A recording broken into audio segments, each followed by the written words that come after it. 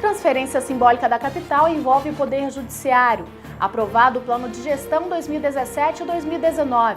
TJGO devolve armas à Polícia Militar. E em nosso estúdio vamos receber o juiz Marcos da Costa Ferreira. Ele vai falar sobre direitos do consumidor e possíveis imprevistos durante as férias. Esses são os destaques do Agenda Judiciária desta semana.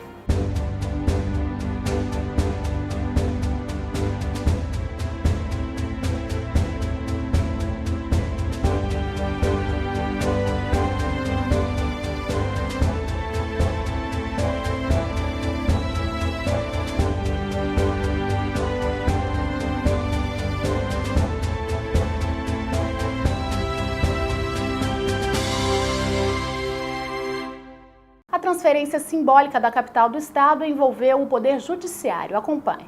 Um dia que vai ficar na história de Palmeiras de Goiás. Data em que poderes executivo, legislativo e judiciário tiveram suas sedes simbolicamente instaladas por um dia na cidade localizada no sul goiano. Para nós é um orgulho, né? E porque vai trazer benefícios para a população, várias atitudes na área da saúde, habitação, esse tipo de coisa, então a gente fica agradecido por Palmeiras estar recebendo no seu aniversário esses benefícios. Acho ótimo, está sempre valorizando mais, né? A cidade, o povo, não é? Tudo são muito bom. Eu tenho 40 anos que eu vivo aqui em Palmeiras de Goiás, eu me sinto muito bem. Aqui é muito bacana, sabe, o povo é muito bom. Então a gente fica muito feliz com essa notícia que vocês vieram dar pra gente. A transferência da capital é em comemoração aos 112 anos de emancipação do município. Até o dia 6 de julho de 1905, Palmeiras de Goiás era denominada Vila de São Sebastião do Alemão e pertencia à cidade de Goiás. Participaram da cerimônia de transferência simbólica da capital para Palmeiras de Goiás, chefes dos 3 poderes, além de outras autoridades políticas. A desembargadora Beatriz Figueiredo Franco, presidente em exercício do TJGO, afirmou que a importância da transferência da capital vai além do caráter político, uma vez que a aproximação dos poderes com a cidade traz benefícios para a sociedade de maneira geral. Durante seu discurso, a desembargadora anunciou a implantação de um Centro Judicial de Solução de Conflitos, o SEJUSC, na comarca em um futuro breve. A importância não é só política, a importância é maior para a sociedade, para a população de Palmeiras. O governador é daqui, eu também sou daqui de Palmeiras, então para a gente é uma proximidade mais com o governo e proximidade com a realidade, para saber o que está acontecendo realmente e até para viabilizar a cobrança do que for necessário. O judiciário está próximo aqui na medida em que estão sendo implantados os centros comunitários. E isso é uma medida muito boa também para a cidade, que em breve vai estar aqui instalada. O governador Marconi Perillo falou sobre uma particularidade da iniciativa. Pela primeira vez, se transferem os 3 poderes e os 3 chefes desses poderes são de uma mesma cidade, Palmeiras de Goiás. Já o prefeito da cidade se afirmou honrado com um dia marcante. A cerimônia foi encerrada com um desfile cívico-militar.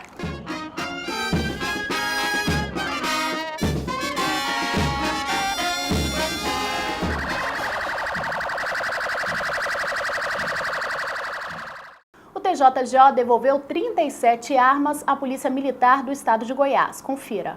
As armas estavam retidas pelo tribunal porque haviam sido furtadas ou fizeram parte de processos envolvendo policiais.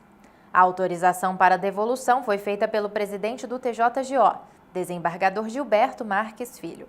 Agora, elas serão encaminhadas ao Comando de Apoio Logístico da PM, onde passarão por manutenção para que possam ser novamente utilizadas pela corporação. Veja agora algumas decisões tomadas pelos magistrados do TJGO nos últimos dias. Operadoras são condenadas por falha em serviço de portabilidade. O juiz Fernando de Melo Xavier, do 10º Juizado Especial Cível, condenou as operadoras Claro e TIM Celular a pagarem solidariamente R$20 mil a um homem por danos morais. Após portabilidade realizada da primeira para a segunda empresa, o cliente ficou impossibilitado de receber chamadas e mensagens de texto de números vinculados à Claro. Elas terão ainda que excluir o bloqueio da linha telefônica dele sob multa diária de R$ 500. O hospital terá de realizar tratamento em paciente com câncer de próstata. O Hospital São Francisco Saúde de Rio Verde foi condenado a custear o tratamento médico de paciente diagnosticado com câncer de próstata em estágio avançado. Além disso, terá de pagar o valor de R$ 4.000 por danos morais, em decorrência de o plano de saúde, que é proprietário do hospital, ter negado a autorização para a realização de radioterapia com aplicação de medicamento pelo período de 3 anos. E a seguir, você confere no quadro Justiça em Foco uma entrevista com o juiz Marcos da Costa Ferreira. É daqui a pouco.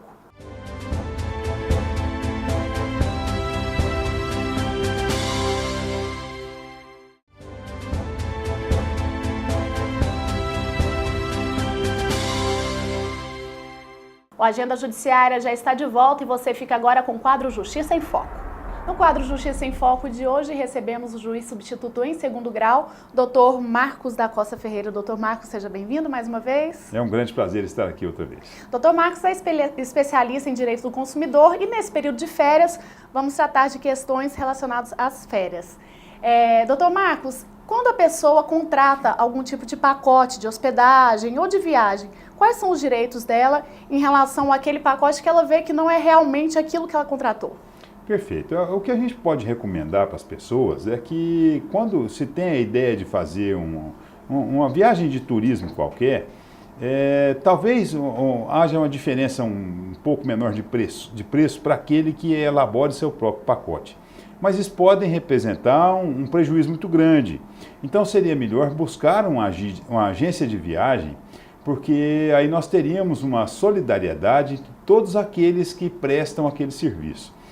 Muitos casos já apareceram no Poder Judiciário, do transporte que não é oferecido a contento, do hotel que é de um nível inferior àquele que foi contratado, de serviços que não são prestados. E em situação como essa, o que nós temos é uma solidariedade entre todos aqueles, tanto do hotel com a empresa de ônibus ou a empresa de avião, como da prestadora de serviço também que montou esse pacote.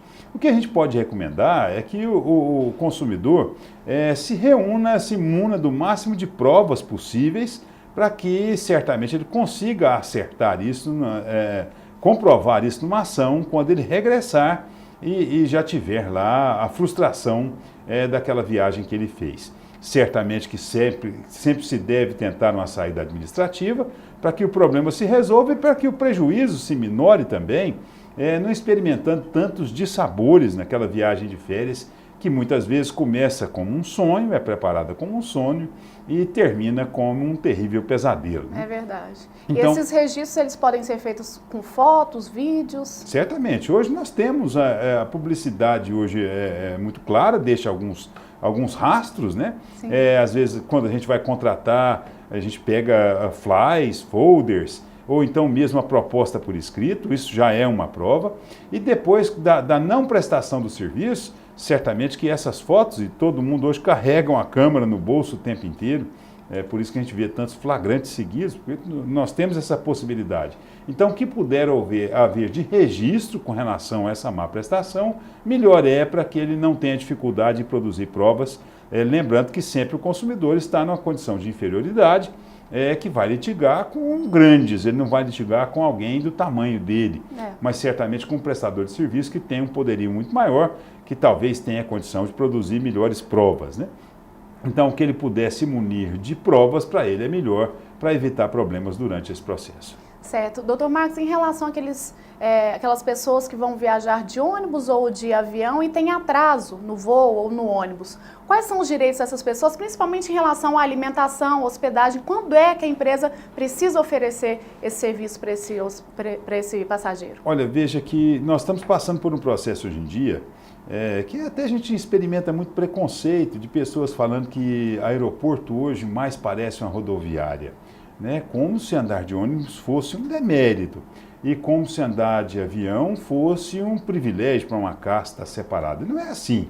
a democratização dos transportes também nos levou a essa possibilidade de que as pessoas tivessem uma melhor condição de se deslocarem através dos aviões. Dificilmente acontece no transporte terrestre. É um problema que acontece seguidamente, especialmente nessa época de férias agora, com o transporte aéreo. De atraso e cancelamento. Não, né? o problema maior é o overbooking que nós chamamos. Que historicamente o que acontece é que há registros que normalmente 5% das pessoas que compram as passagens não comparecem.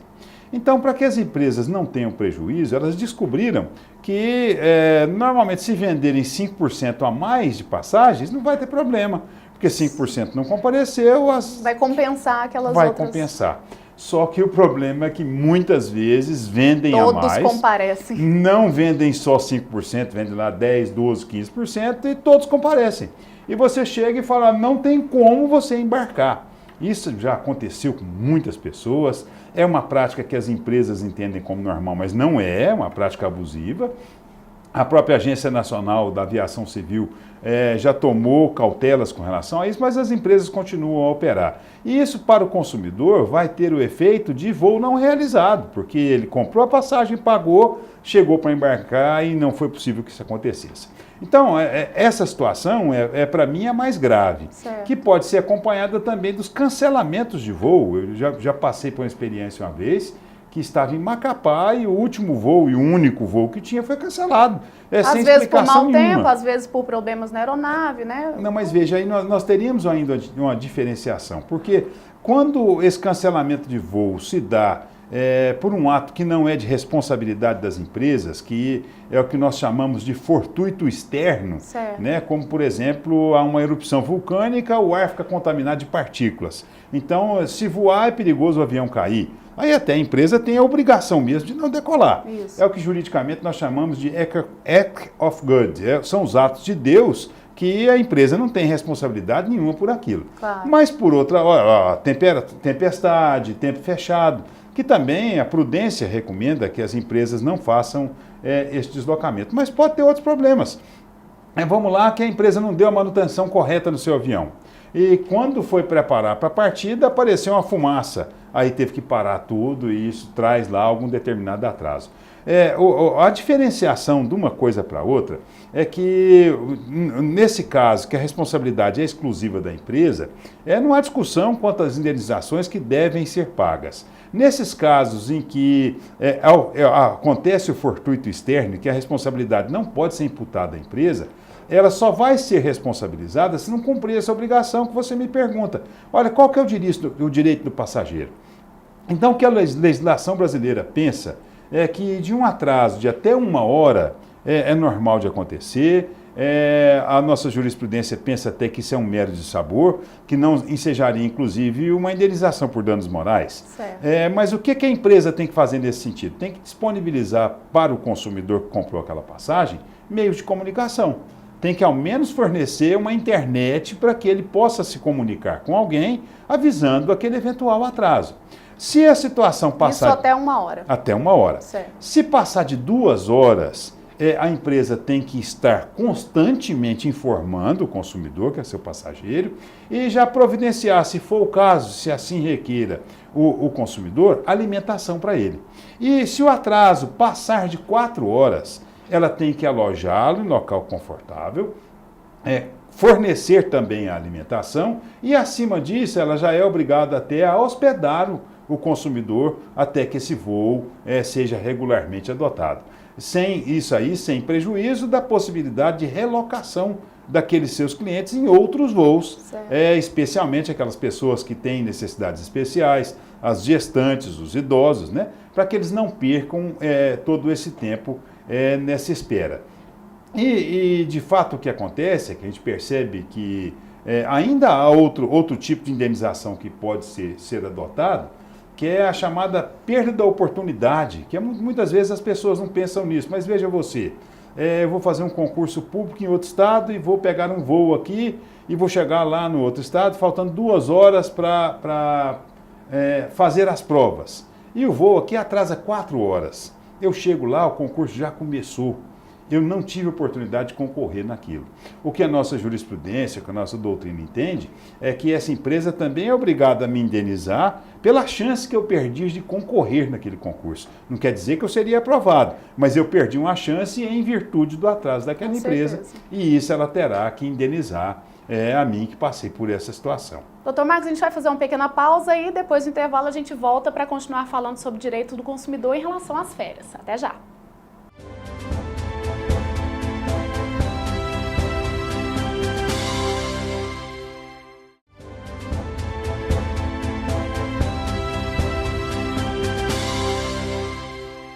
Estamos de volta aqui no Agenda Judiciária, no quadro Justiça em Foco, hoje com o Dr. Marcos da Costa Ferreira, falando sobre o direito do consumidor em relação às férias. Dr. Marcos, agora vamos falar sobre as bagagens, em relação ao extravio de bagagens. O que a gente pode falar? Teve uma mudança recente agora, foi isso? Na verdade, o que houve agora de um tempo bem recente foi um julgamento do Supremo Tribunal Federal, onde ele equiparou a aplicação do Código de Defesa do Consumidor com o chamado Pacto de Varsóvia, que é uma convenção internacional a qual o Brasil aderiu há muito tempo atrás, já em meados do século passado, que trata exatamente do extravio de bagagens e dos atrasos de voos, mas só para voos internacionais, não para voos nacionais.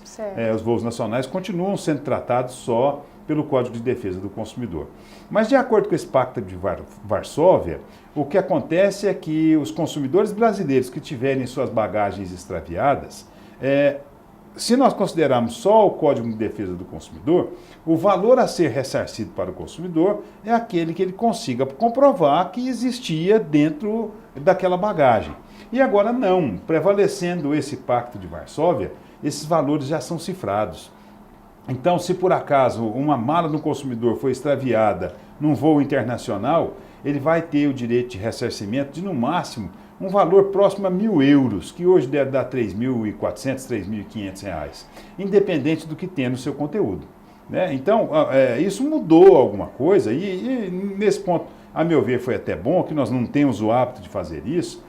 Quando em voos internacionais nós trazemos dentro da nossa bagagem, além da nossa roupa, hoje nós devemos fazer uma declaração para a empresa, dizendo, olha, dentro da minha mala tem lá um perfume que eu comprei em tal lugar, tem uma prótese que eu comprei em outro lugar, um relógio, e esses bens têm um valor que é muito acima de €1.000.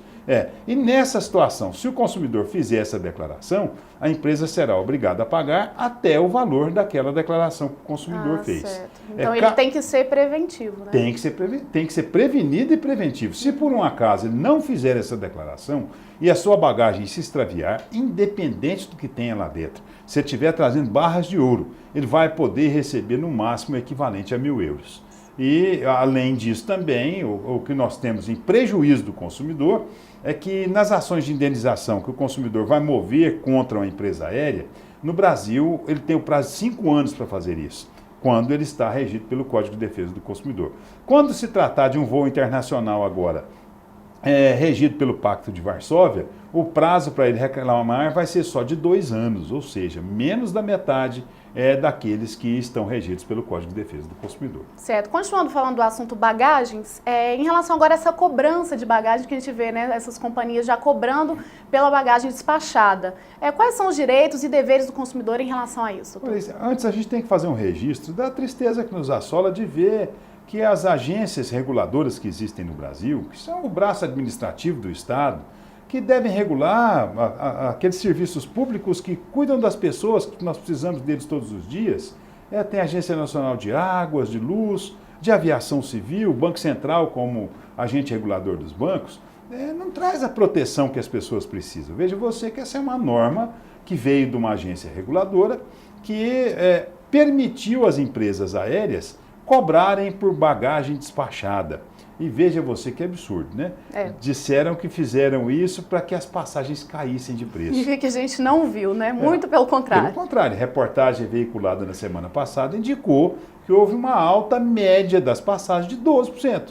E as empresas começaram a cobrar pelo despacho de bagagem. Veja você que nos voos nacionais, o consumidor brasileiro tinha o direito de levar até uma bagagem de 23 quilos, mais a bagagem de mão de 5 quilos. Hoje ele não tem direito, não tem franquia nenhuma e ele pode levar uma bagagem de mão de 10 quilos. O que a gente percebe? Havia uma liminar da Justiça Federal de São Paulo que proibia essa cobrança. No final de abril ela foi revogada, em maio já começou essa cobrança. E o que nós temos hoje em tramitação no Poder Legislativo são projetos de lei que proíbem de qualquer forma que isso aconteça. Vamos torcer para que o nosso Congresso consiga achar um tempinho para votar essas matérias, né? Talvez fugindo desse mar de lama que ele está imerso hoje. É interesse de todos, né? Mas por enquanto, então, as empresas realmente têm direito de cobrar. Tem direito e estão cobrando, efetivamente estão cobrando. Tá certo. Doutor Marcos, eu agradeço a sua presença aqui, obrigada. É sempre um prazer estar aqui com vocês e levar informações aos nossos queridos telespectadores. Tá ótimo. Esse foi o Justiça em Foco de hoje. Até o próximo. O Plano de Gestão 2017-2019 foi aprovado em Corte Especial. Confira.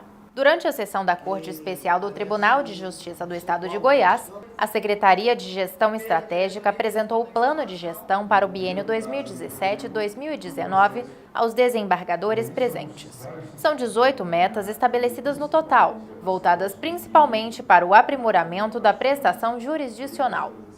O plano de gestão contempla iniciativas para a melhoria de processos internos e de trabalho e recursos humanos, que visam beneficiar a saúde e a qualidade de vida de magistrados e servidores. São 18 metas. As 11 primeiras metas, o foco dela é melhoria da prestação jurisdicional mesmo. Destinar ferramentas de gestão, tanto no âmbito administrativo quanto no âmbito judicial, a implantação do PJD em todas as comarcas do Estado até o final da gestão é uma das metas que está definida. A implantação de praticamente todos os processos administrativos no sistema PROAD, também para poder facilitar a gestão administrativa, é uma outra meta. No âmbito da gestão de pessoas, o desembargador está trazendo como meta reestruturar a carreira, o plano de carreira dos servidores e uma reestruturação administrativa para otimizar também o trabalho nas unidades e tornar mais célere os processos de decisão. Os desembargadores receberam também um relatório com as principais ações desenvolvidas no primeiro quadrimestre da gestão do desembargador Gilberto Marques Filho, como a implantação do PROAD na capital, que conferiu maior agilidade e transparência aos feitos administrativos. As metas apresentadas, bem como seu desempenho, podem ser consultadas pela internet. Confira agora a agenda do Judiciário Goiano para os próximos dias.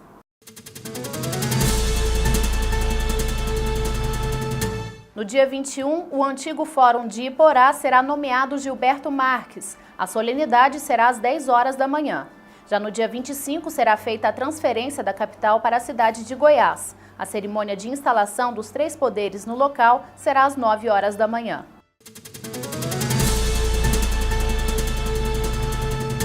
Veja as oportunidades de cursos e concursos disponíveis no Poder Judiciário.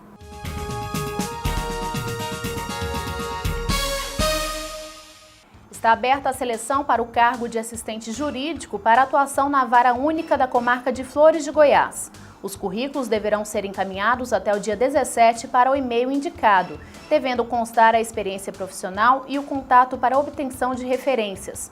Para participar do processo seletivo, é exigido bacharelado em Direito, disponibilidade para morar na comarca e possuir experiência em rotina de gabinete em primeira instância, principalmente na área civil.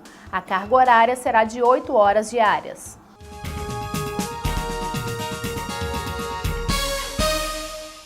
E termina aqui mais uma edição do Agenda Judiciária. Uma ótima semana para você e até o próximo programa.